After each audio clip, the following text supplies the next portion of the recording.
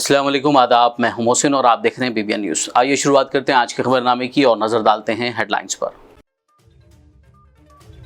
तेलंगाना में पुरअमन तौर पर मुनक्किद हुआ पब्लिक सर्विस कमीशन का ग्रुप 3 इम्तिहान। 1 मिनट की ताखीर से पहुंचने वाले कई उम्मीदवारों को मायूस होकर लौटना पड़ा।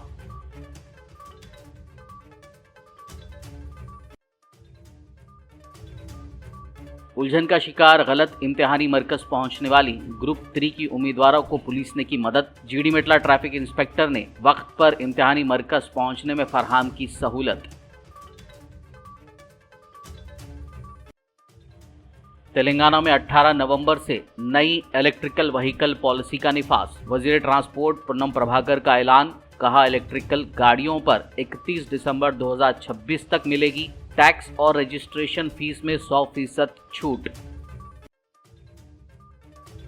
गरीबों के मकानात गिराए बगैर मूसी रिवर फ्रंट की तरक्की मुमकिन। सीएम रेवंत रेड्डी को दोबारा करना चाहिए गौर। किशन रेड्डी ने मूसा नदी के किनारे कल शब बसरी के बाद की मीडिया से बात।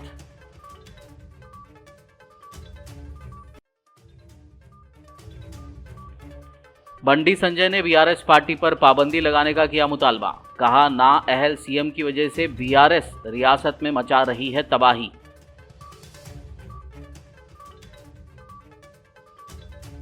और अब खबरों की तफसील। Telangana state public service commission group 3 के तहरीरी इम्तिहान का आज इतवार के रोज़ रियासत भर में कामयाबी के साथ इनेकाद अमल में आया। शहर हैदराबाद और तमाम अजला में इंतजामिया की जानिब से इम्तिहानी मराकज़ में उम्मीदवारों के लिए मुमकिना इंतजामात किए गए थे, जबकि सेंटर्स के पास BNS 163 यानी साबिक सेक्शन 144 नाफिज किया गया था। इम्तिहानी मराकज़ पर पुलिस ने किसी भी नाखुशगवार वाक़े से निमटने सख्त हिफाजती इंतजामात किए थे।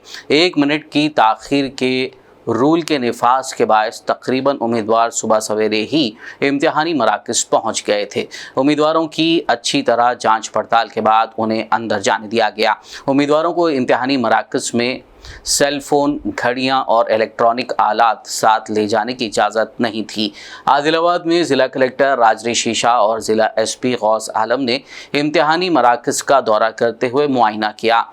मिनट रूल की वजह से ताख़ीर से पहुंचने वाले कई उम्मीदवारों को मायूसी के साथ वापस लौटना पड़ा। वाज़ेह हो कि ग्रुप 3 की 1365 मुलाजमतों को पूर करने के लिए 5,68,000 उम्मीदवार इम्तिहान तहरीर कर रहे हैं। అక్కడ బస్ స్టాండ్ దగ్గర కూడా నలంద డిగ్రీ కాలేజ్ ఉంది, కొద్దిగా కనిపిస్తాయి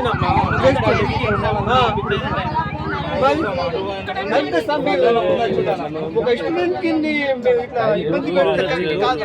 8:30 స్టార్ట్ చేసి 9:30 1 అవర్ టైం ఇచ్చారు కదా. 1 అవర్ టైం ఉన్నది. Extremely sorry. It's TGPSC rules. Extremely sorry. But I can't do. Auto అతను ఇక్కడ ఆపండి, ఆటో తీసుకువెళ్ళి అర్థం చేసుకోండి. ఆటో అతను తప్పు సార్, మేము సెంటర్ పల్లెటూరు నుంచి వచ్చినాం సార్. సెంటర్ దొరకలేదు సార్. ప్లీజ్ సార్, ఆ కవిత సార్ మాకు కుదరదు. నేను మాట్లాడలేదు 9:30కే క్లోజ్ చేసేది. ఓకే ఉన్నా అక్కడ నేను సార్। हैदराबाद पुलिस ने ग्रुप 3 इम्तिहान की एक उम्मीदवारों को आज इतवार को उस वक्त इम्तिहानी मराकज़ तक पहुंचने में मदद की जब उसने उलझन का शिकार होकर गलती से गीतांजलि कॉलेज बालनगर की जगह गौतमी कॉलेज जीडी मेटला पहुंच गई थी। इस बात का एहसास होने पर जीडी मेटला ट्रैफिक पुलिस इंस्पेक्टर ने इस उम्मीदवारों को वक्त पर इम्तिहानी मरकज़ पहुंचने में सहूलत फराम की और पुलिस की गाड़ी से इम्तिहानी मरकज़ पहुंचाया। जीडी मेटला ट्रैफिक पुलिस इंस्पेक्टर के इस अमल की हर कोशिश से सताइश की जा रही है। तेलंगाना में कल 18 नवंबर से नई EV इलेक्ट्रिक व्हीकल पॉलिसी नाफिज होने जा रही है। रियासती वज़ीर ट्रांसपोर्ट पूनम प्रभाकर ने ऐलान किया कि कल से तेलंगाना में नई EV पॉलिसी मुतारिफ कराई जा रही है। उनका कहना था कि फ़िज़ाई आलूदगी पर काबू पाने के लिए EV पॉलिसी लाई गई है। उन्होंने कहा कि नई EV पॉलिसी को जियो 41 के ज़रिए लागू किया जाएगा। ये पॉलिसी कल 18 नवंबर से 31 दिसंबर 2024 तक मौसर रहेगी। वज़ीर ने मज़ीद कहा कि 4 व्हीलर, 2 व्हीलर और कमर्शियल गाड़ियों को EV के तहत टैक्स और रजिस्ट्रेशन फीस में 100% छूट मिलेगी। वजीर पूनम प्रभाकर ने कहा कि हैदराबाद में इलेक्ट्रिक बसें मुतारिफ करवाई जा रही हैं ताकि मुस्तकबिल में शहर हैदराबाद को दिल्ली जैसे हालात का सामना ना करना पड़े। उन्होंने कहा कि ईवी गाड़ियों की वजह से सारिफीन को एक साल में तकरीबन 1 लाख रुपए की बचत हो सकती है। पूनम प्रभाकर ने लोगों को तजवीज़ दी कि वो इलेक्ट्रिक गाड़ियां खरीदने पर तवज्जो दें। తెలంగాణలో రవాణా శాఖ పరంగా అన్ని రకాల మార్పులు చేర్పులు తీసుకొచ్చి ప్రజలకు సంబంధించి కొంత చైతన్యం తెచ్చే విధంగా, కొంత అవసరాలు తీర్చే విధంగా, కొన్ని సౌకర్యాలు కలిగించే విధంగా చేయడం జరుగుతోంది. పెద్దలు రేవంత్ రెడ్డి గారి నాయకత్వంలో ముఖ్యమంత్రి గారు, అదేవిధంగా ఉప ముఖ్యమంత్రి గారు బట్టి విక్రమార్క గారు, కేబినెట్ మంత్రులంతా కలిసి హైదరాబాద్ నగరాన్ని కాపాడుకోవాలని, హైదరాబాద్కు రాబోయే పరిస్థితుల్లో ఢిల్లీ లాగా పొల్యూషన్ ఎఫెక్ట్ అయిపోయి ఇబ్బంది పడద్దనే ఆలోచనతో అనేకమైనటువంటి ఆలోచన చేస్తూ ఉన్నాం. ఈరోజు జియో నెంబర్ 41 ద్వారా తెలంగాణ ప్రభుత్వం తరఫున 31/12/2026 వరకు 2 సంవత్సరాల 1 నెల 15 రోజుల పాటు రేపటి నుంచి ప్రారంభమయ్యేటువంటి ఈ యొక్క జియో ప్రభావం 2026 డిసెంబర్ 31 వరకు ఉంటుంది. ఈ జియో నెంబర్ 41 ద్వారా తెలంగాణలో ఎలక్ట్రికల్ వెహికల్స్ కానీ, అదేవిధంగా ఆ ఎలక్ట్రికల్ వెహికల్స్లో ఉండబడేటువంటి అంటే దాని పరిమితి unlimited. First of all electrical వెహికల్స్కి సంబంధించి పరిమితి అనేటువంటిది లేకుండా ఎందరైనా దానివల్ల కంప్లీట్గా పొల్యూషన్ ఫ్రీ ఆఫ్ హైదరాబాద్ సంబంధించిన విషయంలో చేయాలనే ఆలోచనతోటి ఇందులో ఎలక్ట్రికల్ 4 వీలర్స్, ఎలక్ట్రికల్ 2 వీలర్స్, దాని తర్వాత ఎలక్ట్రికల్ సంబంధించినటువంటి commercial passenger vehicles, taxi or tourist cabs, electrical 4 wheelers private cars, electrical three seater auto rickshaws GHMC, non GHMC area, electrical light goods carrier including 3 wheelers goods vehicle GHMC, non GHMC area, electrical tractors, electrical buses, 100% exemption for the state road tax and registration fee for the entire life of the electrical vehicles operated by the Telangana. ఈ buses కు సంబంధించి RTC, అదేవిధంగా కొన్ని సంస్థలు ఉన్నాయి, suppose Reddy labs లేదా ఇతరత్ర కంప్యూటర్కి సంబంధించినటువంటి ఆర్గనైజేషన్స్, ఐటీకి సంబంధించి కానీ, ఫార్మా కొన్ని బస్సులు వాళ్ళ సిబ్బంది కొరకు కొనుక్కుంటారు. అటువంటి వాళ్ళు కూడా ఐటీ ఈ ఎలక్ట్రానిక్ బస్సెస్ కొన్నట్టయితే, ఎలక్ట్రికల్ బస్ కొన్నట్టయితే వాళ్ళకు కూడా ట్యాక్స్ ఎగ్జంప్షన్ 100% ఇచ్చే విధంగా నిర్ణయం తీసుకోవడం జరిగింది. ఈ విధంగా కార్లు, 2 వీలర్స్, 3 వీలర్స్, ట్రాక్టర్స్, ఆర్టీసీ బస్సులు, దాంతో పాటుగా సంస్థలు సొంతంగా ఉపయోగించుకోవడానికి అవసరమైనటువంటి బస్సులతో సహా వీటన్నిటికీ అన్లిమిటెడ్ బస్సెస్, అన్లిమిటెడ్ నెంబర్ తోటి 100% ట్యాక్స్ ఎగ్జంప్షన్ और रजिस्ट्रेशन एग्जम्पशन जैसे विधंगा निर्णय తీసుకోవడం జరిగింది. मरकजी वजीर किशन रेड्डी का मूसी निद्रा यानी मूसा नदी के किनारे के इलाके में मुकामी लोगों के साथ शब बसरी का प्रोग्राम आज सुबह ख़त्म हुआ।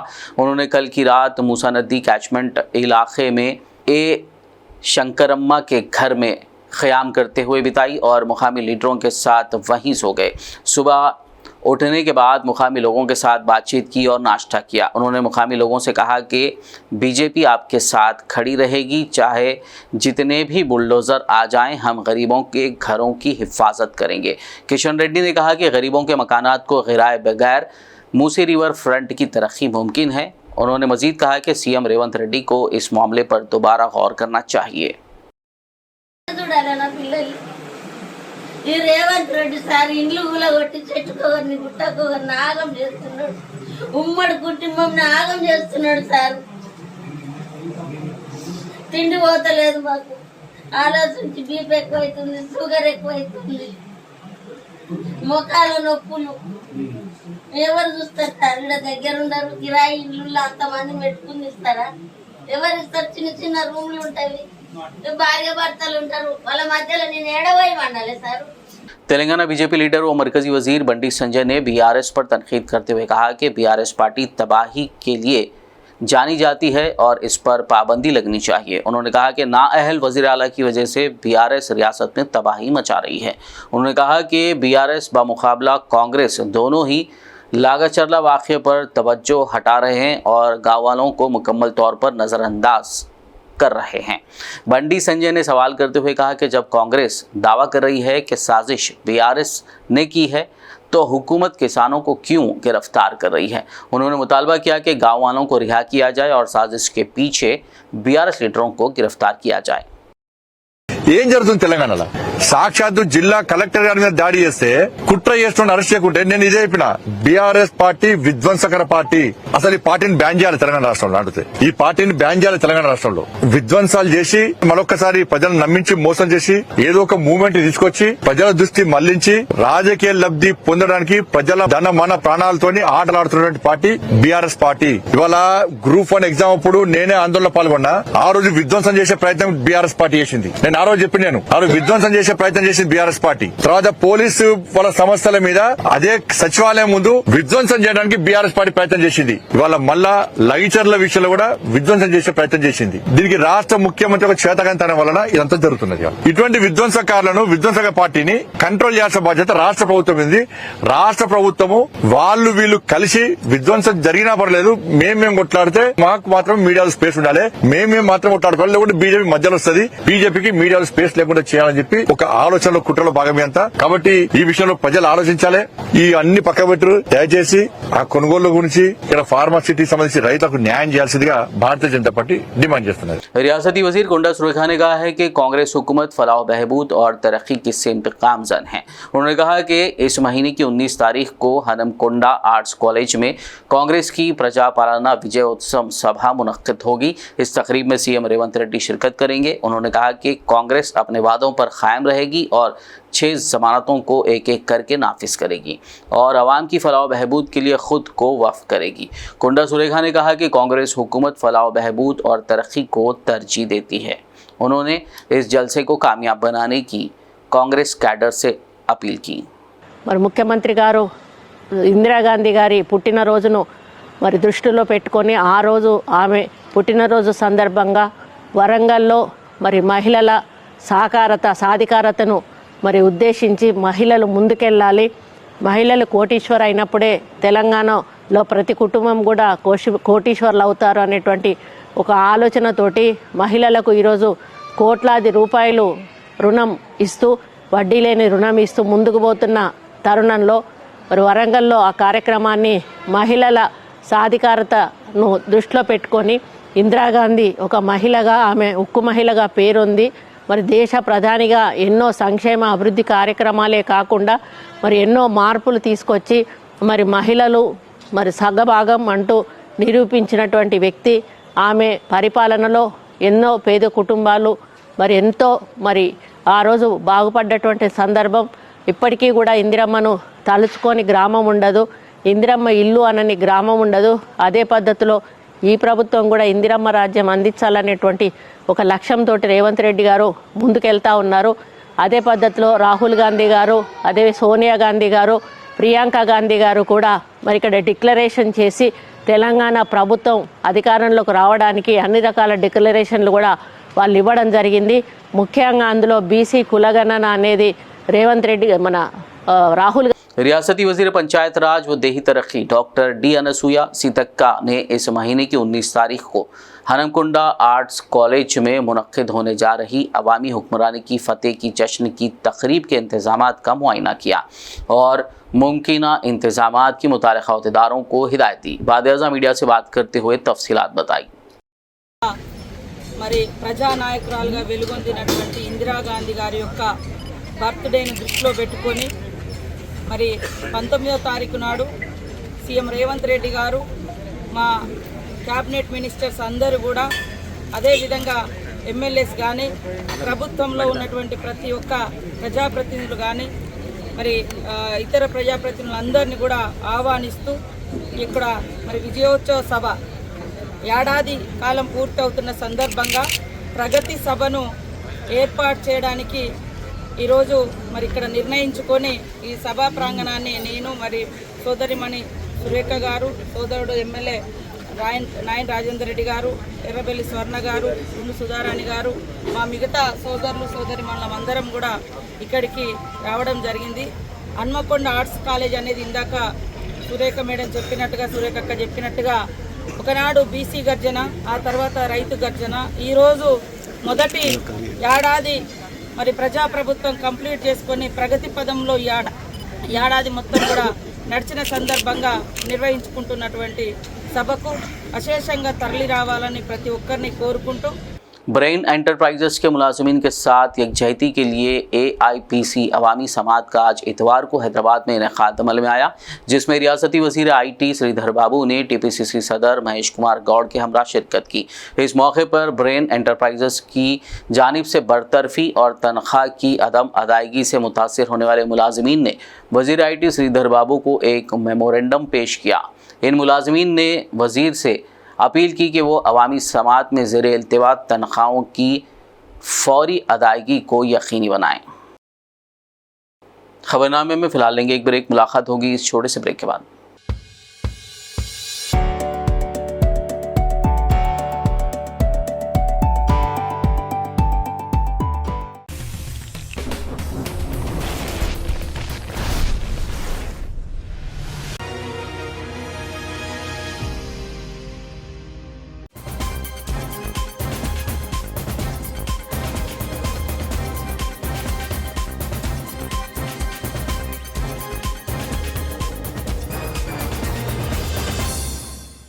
ब्रेक के बाद खबरनामे में आपका दोबारा खैर मकदम है। आइए बढ़ते मज़ीद खबरों की जानिब। तेलंगाना हुकूमत ने पुलिस के यूनिफॉर्म में तब्दीली की है। यूनिफॉर्म बैच में तेलंगाना स्टेट पुलिस TSP को तेलंगाना पुलिस TGP में तब्दील करने का फैसला किया गया है। महकमे दाखिला ने हाल ही में पुलिस बैच को अपडेट करने के लिए अहकाम जारी किए हैं।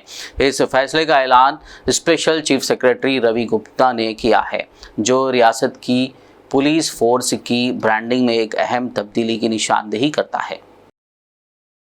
नीरडमेट division, Swarna Andhra phase 2, Rama friends association, golf pride homes, Nandanavanam colony, Vala gardens, 5 कॉलोनियों के मेंबरान के साथ रुकन असम्बली मरी राजशेखर रेड्डी ने SC रत्नाकर से मुलाकात की और कॉलोनियों में कई सालों से आउटलेट ना होने की वजह से मानसून के दौरान दरपेश मसाइल से उन्हें वाकिफ़ करवाया। रुकन असम्बली ने मसाइल का जल्द अज जल्द हल तलाश करने की दरख्वास्त की। Hyderabad north zone commissioners task force team ने बोयनपल्ली पुलिस के साथ मिलकर बोयनपल्ली में एक गोदाम पर छापा मारा और मिलावटशुदा अदरक लहसुन का पेस्ट बनाने और फरोख्त करने में मुलविस 8 अफराद को गिरफ्तार कर लिया। पुलिस ने राजा राजेश्वरी नगर ओल्ड बोयनपल्ली में एक यूनिट पर छापा मारा और भारी मकदार में गैर सेहत बख्श और मिलावटशुदा अदरक लहसुन के पेस्ट के साथ दीगर मवाद जब्त कर लिया, जिसकी जुमला मालियत 4,50,000 रुपये बताई गई है। Amjad Ali Khan college of business administration ने एक कामयाब बिजनेस क्विज का हैदराबाद में इनेकाद किया। सुल्तान उलूम एजुकेशन सोसाइटी कैंपस में मुनक्किदा इस प्रोग्राम में पूरे खित्ते के 100 से ज़ायद कॉलेजों ने हिस्सा लिया। मुकाबले का फैसला उस्मानिया यूनिवर्सिटी के प्रोफेसर नरेंद्र नाथ की क़यादत में एक मुअज़्ज़ज़ पैनल ने किया, जिसने मुनसिफाना और दिलचस्प कार्रवाई को यकीनी बनाया। सरफ़हरिस्त 3 टीमें गैर मामूली इल्म और तज्ज़ियाती महारत का मुज़ाहरा करने के बाद फ़ातिह बनकर उभरी। फ़ातिह टीमों को पहला इनाम 10,000 रुपये, दूसरा इनाम 5,000 रुपये और तीसरा इनाम 2,500 रुपये दिया गया। ये तकरीब Amjad Ali Khan college of business administration की डायरेक्टर डॉक्टर लक्ष्मी रावत की क़यादत में मुनक्किद की गई थी। सुल्तान उलूम एजुकेशन सोसाइटी के एजाज़ी सेक्रेटरी ज़फ़र जावेद को खुसूसी तौर पर उनकी साबित कदमी और हौसला अफजाई पर खिराज तहसीन पेश किया गया, जिन्होंने तकरीब की कामयाबी में अहम किरदार अदा किया। From IPTV, everything is on the paper. Okay. Get it.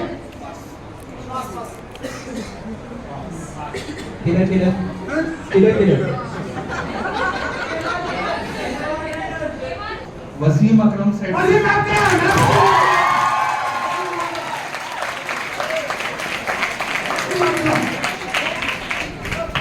मरकज़ी अंजुमन ख़ादिया के ज़ेर एहतमाम 1 दिसंबर को हैदराबाद में मुनक्किद होने वाली दीनी तालीमी रैली के सिलसिले में आज इतवार को मदरसे अनवारुल अरबिया भवानी नगर में हल्के असम्बली याखुदपुरा मलकपेट और अंबरपेट के दीनी मदारिस के तुलबा व तालिबात के मुकाबलेजात मुनक्किद हुए। इस मौके पर सदर मरकज़ी अंजुमन ख़ादरिया मौलाना अली ख़ादरी ने खिताब किया। इस मुकाबले में मौलाना सैयद शाह नेमतुल्लाह ख़ादरी नाज़िम मदरसा अनवारुल अरबिया, मौलाना सैयद अहमद अली हुसैनी, महमूद पाशा, सैयद शाह लियाकत हुसैनी रज़वी, सजादा नशीन दरगाह हज़रत अमरुल्लाह शाह साहब रहमतुल्लाह अलैह ने मेहमान खुसूसी के तौर पर शिरकत की। जनरल सेक्रेटरी मरकज़ी अंजुमन ख़ादरिया मौलाना खुतुब हुसैनी फ़ातमी ने तमाम का शुक्रिया अदा किया। सैयद शाह नेमतुल्लाह क़ादरी साहब क़िबला मददुल्लाह दिल की गहराइयों से शुक्रिया अदा करता हूँ कि हजरत ने अपने इस अजीम मदरसे में मरकज़ी अंजुमन ख़ादरिया के मुकाबलों का इनेकाद लाने के लिए इजाज़त फरमाई और मैं तमामी मुंतज़मीन मुदर्रिसीन हमारा साथ दे रहे हैं। हज़रात, मरकज़ी अंजुमन ख़ादरिया की एक बहुत बड़ी तवील तारीख है। सुकून के हैदराबाद के बाद ऑपरेशन पोलो जब हुआ, जैसे कभी उस वक्त के दर्दनाक मुसलमानों के हालात थे, उन हालात को देखते हुए बानियाने अंजुमन ख़ादरिया ने फरोग़ दीनी तालीम का ये बेड़ा उठाया और घरे घर दीनी तालीम को पहुँचाने का एक काम शुरू किया। अल्लाह ताला ने बानियाने मरकज़ी अंजुमन ख़ादरिया के इरादों में कामयाबी अता फरमाई, उनके कदमों में मजबूती अता फरमाई। डॉक्टर मोहम्मद पाशा खान अल-शिफा क्लिनिक हैदरनगर कुकटपल्ली ने कहा है कि आजकल आवाम को ब्लड प्रेशर हाई होने की शिकायत मौसूल हो रही हैं, जिससे वो कई अमराज में मुब्तला हो रहे हैं। उन्होंने इसकी असल वजह बाहर का खाना करार दिया। उन्होंने बताया कि अल-शिफा क्लिनिक की जानिब से बीपी और डायबिटीज़ के लिए बेहतरीन दवा तैयार की गई है, जिसके अच्छे नताइज बरामद हो रहे हैं। इस सिलसिले में उन्होंने मज़ीद तफसीलात बताई। अस्सलामुअलैकुम वरहमतुल्लाहि वबरकातुहू। मैं doctor Mohammad Pasha Khan from Shifa clinic Hydernagar.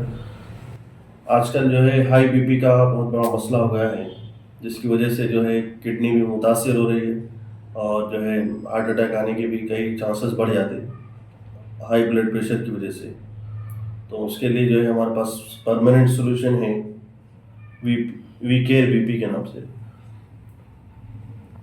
अगर किसी का 180 200 भी बीपी है, हाई ब्लड प्रेशर, तो अल्हम्दुलिल्लाह ये मेडिसिन 15 डेज़ के इस्तेमाल से जो है ब्लड प्रेशर कंट्रोल में रहता है। वक्तिया ही नहीं बल्कि परमानेंट जो है कंट्रोल स्टार्ट हो जाता है उसको, यानी कि ज़िंदगी भर जो है life long high blood pressure की मेडिसिन लेने का रिक्वायरमेंट ज़रूरत नहीं पड़ती। ये मेडिसिन इस्तेमाल करने से अल्हम्दुलिल्लाह जो है लाइफ टाइम के लिए जो है शुगर बीपी के मेडिसिन से जो है बचा जा सकता है। डॉक्टर साहब, ये मेडिसिन क्या मतलब यूनानी टाइप में है या क्या एलोपैथी टाइप में है?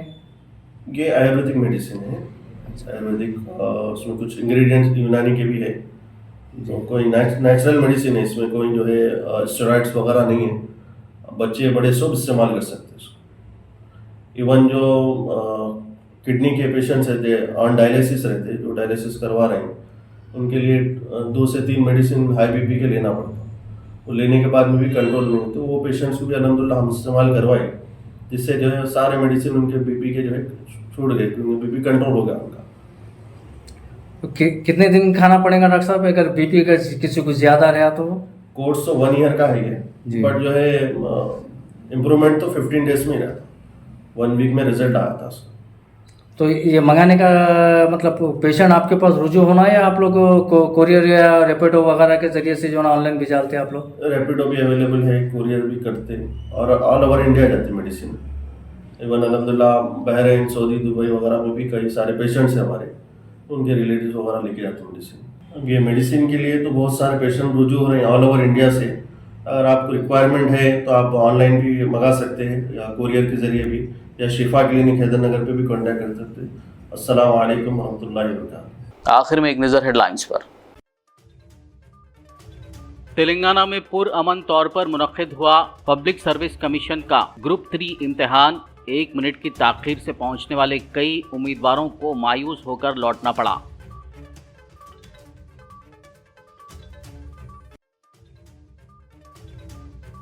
उलझन का शिकार गलत इम्तिहानी मरकज पहुंचने वाली ग्रुप 3 की उम्मीदवारों को पुलिस ने की मदद। जीडी मेटला ट्रैफिक इंस्पेक्टर ने वक्त पर इम्तिहानी मरकज पहुंचने में फरहाम की सहूलत।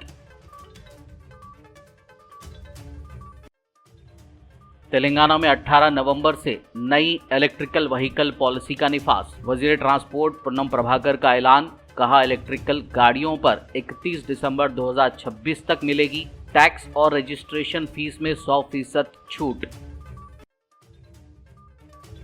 गरीबों के मकानात गिराए बगैर मूसी रिवर फ्रंट की तरक्की मुमकिन। सीएम रेवंत रेड्डी को दोबारा करना चाहिए गौर। किशन रेड्डी ने मूसा नदी के किनारे कल शब बसरी के बाद की मीडिया से बात।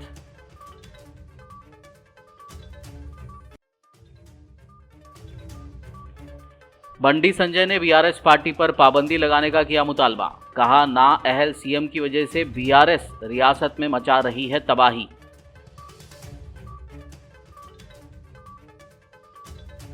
खबरनामे में फिलहाल बस इतना ही। ताज़ा तरीन अपडेट्स के लिए देखते रहिए बीबीएन न्यूज़। यूट्यूब और फेसबुक पर मौजूद हमारे वीडियोस को लाइक और शेयर ज़रूर कीजिए।